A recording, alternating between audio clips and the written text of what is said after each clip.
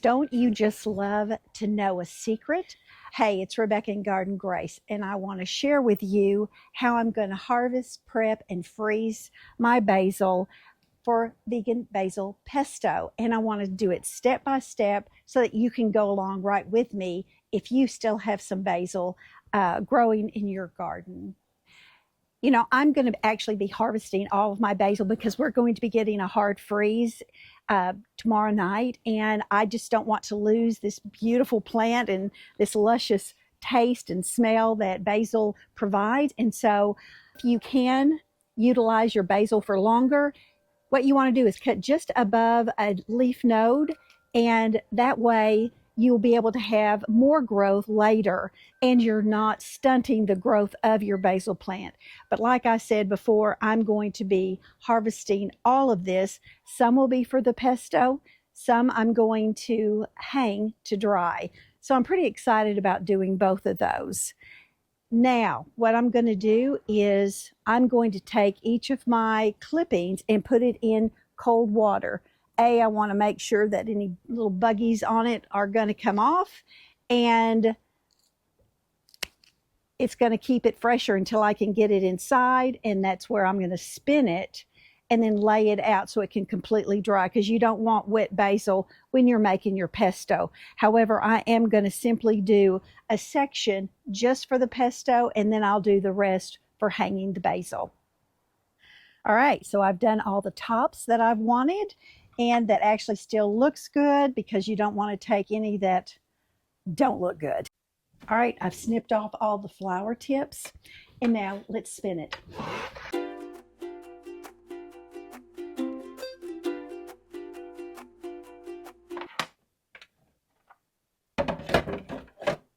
As you see, this actually is my curled parsley. I'm going to be hanging that up.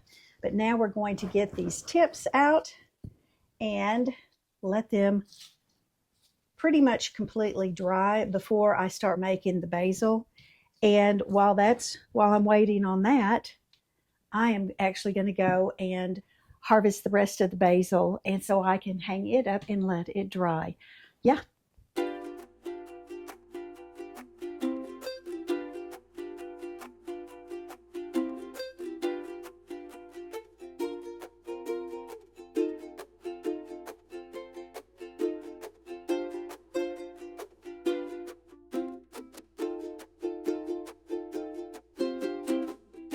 All right, now it's the next day because I just gave out yesterday after all that I was doing and harvesting and preparing for this freeze that we're going to get tonight. Now what we're going to do is we're going to put everything together for the vegan basil pesto that I'm going to make. And y'all, these are the things that I'm going to be utilizing here so I'm going to use some cashews. I'm using pine nuts for that creamy, rich flavor and texture. And then I'm using the nutritional yeast for the cheesy flavor. And then lemon for that kind of like that brightness. So besides that, we've got garlic, the cashews, the olive oil, of course, my basil tops. And here is a Garden Grace tip for you, is that because pine nuts can be a little pricey, and so if you'd rather, you can do sunflower seeds. You can substitute them for the pine nuts, or if you have both, you can do half and half. However, I love my pine nuts, and that's what I'm going to be using today in making the pesto. And so let's get started. And as always for y'all, I have a printable so that you can print off your own Garden Grace vegan basil pesto. And for me, y'all, honestly, I have recipes that I've been making for years, but I always bring out that recipe card so I can go over it, whether it's my chocolate chip cookies or the pumpkin bread. I still have to pull out my recipe card. So I've got this to look at as we're going to be putting these things together, because the first thing we're going to want to do is get 2 packed cups of the basil. So I'm going to get that ready, and I'm just going to show you each of the different ingredients as we go along, so then you can just watch me do it and then you can create your own. Before I start getting the other stuff together, this is an option that you can do. So, and this is a little like can opener thing to release the suction on the jars. Yeah, see, that's how you know everything is staying nice and fresh. But what I'm going to do is this recipe calls for, all right, come on. It calls for a 1/4 cup of the pine nuts and a 1/4 cup of the cashews. And you can lightly roast them. And that's exactly what I'm going to do is roast them, because I just like that little bit of extra roasting flavor. So you can do it or you can pass on it, but that's what I'm going to be doing next. While I'm doing this, I just, I love visiting, and I want to know, what are you doing to prepare for your first frost? Or maybe you've already even had it and you've done some things to get ready. So what I want to know is, what did you do? Because right now, here in Southwest Arkansas, it's going to get to actually 26 tonight. And if you have followed my tomato top journey, I did end up with one plant out of the 3, and there's a little tomato on it and a couple of blooms.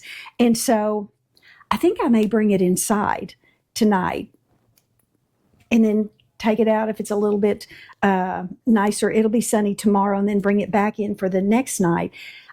I don't know if it's going to have enough time to grow the tomato. It's one of my Cherokee purples, which of course I love. And so we're just going to have to wait and see if that's going to work or not. I just don't know. Okay, I think those are toasted enough. All right, enough of the chatting. I'll get everything ready and I'll be back. Okay, so again, I don't want to waste things that I don't need to waste. So the stems, pieces of the basil, that's going to go to the compost pile. Now, I've got my 2 cups of basil. And then we've got our 1/4 cup of the pine nuts and 1/4 cup of the cashews that we've lightly roasted.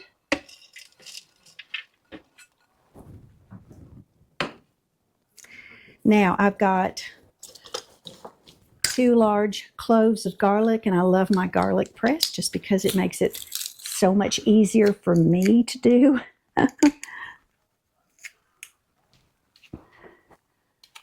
We'll get that in there.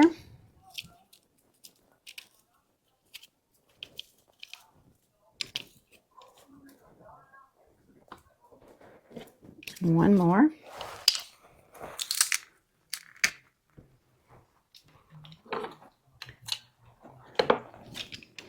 Okay. Now we're going to do a 1/2 teaspoon of sea salt, and I really like Redmond's real salt. It's just my go-to every time.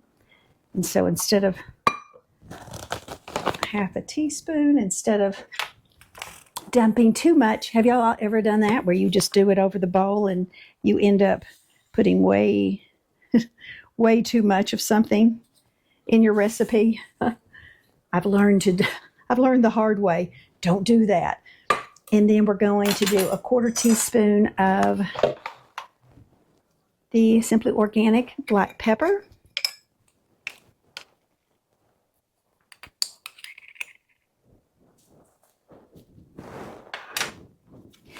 And y'all, I don't know, there's been different chefs like the Barefoot Contessa, and I don't know, they just have different names. My name would be Messy Cook, because I kind of make a mess. But I clean it up really well, though.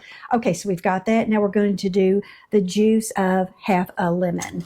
And I love, this is something else that I have used for years and absolutely love to do,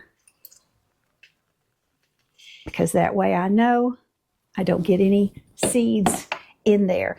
Okay, so now I think Oh, and then 2 tablespoons of nutritional yeast. And, I even use this on my pasta. I add some to the, I'll think of it in a minute. It's kind of like my breakfast recipe that I do with tofu and spinach, peppers, onions, and I do nutritional yeast. I love it. I truly do. Okay. Now that we've got that, and we're going to use like about a half a cup of olive oil, but we don't do that yet. Okay. So we've combined the basil, the pine nuts, the cashews, the garlic, the lemon juice, salt, pepper, nutritional yeast. Now what we're going to do is we're going to pulse that for a few times.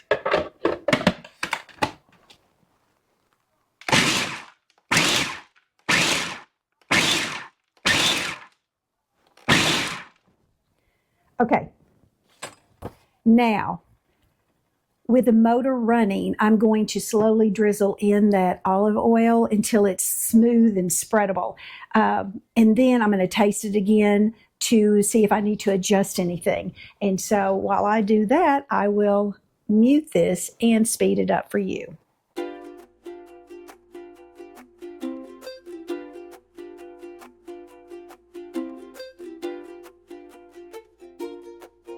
Now, partway through, what you may need to do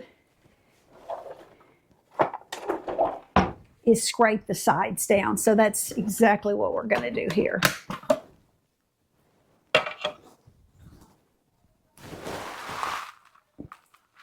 And I can tell when I do this how much more of the olive oil that I need to add. Do you have a food processor like this? This is I think I say this about everything. I've had it a long time. It's a Hamilton Beach. It's pretty simple. I just want something simple that I can do. Okay, let's add some more.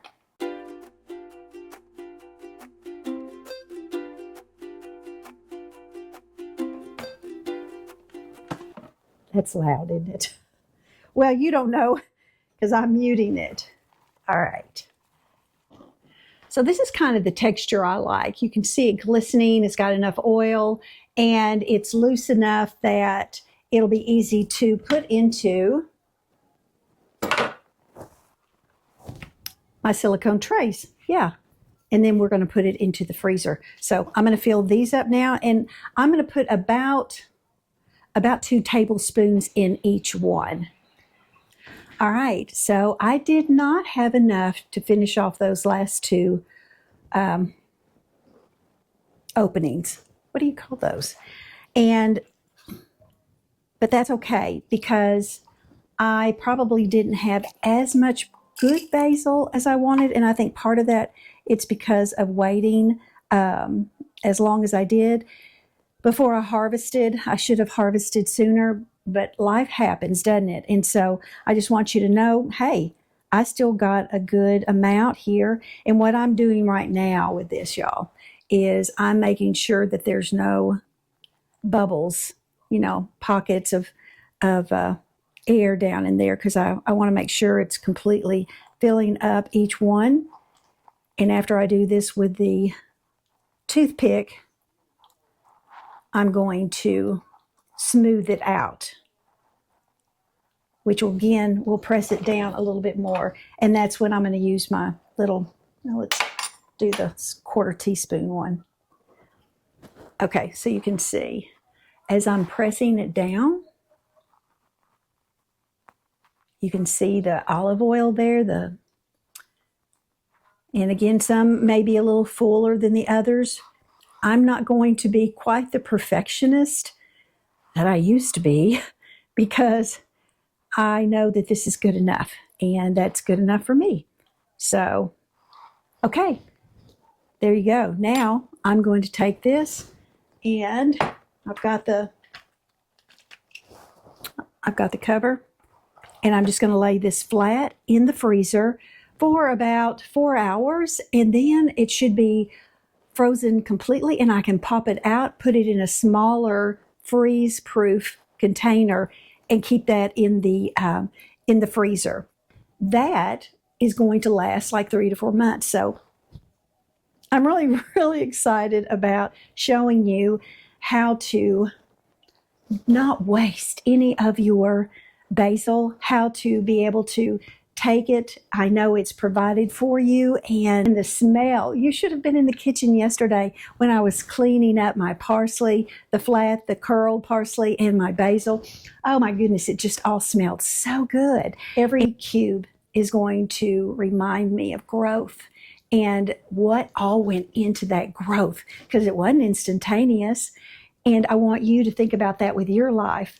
Think back over the years and all the growth.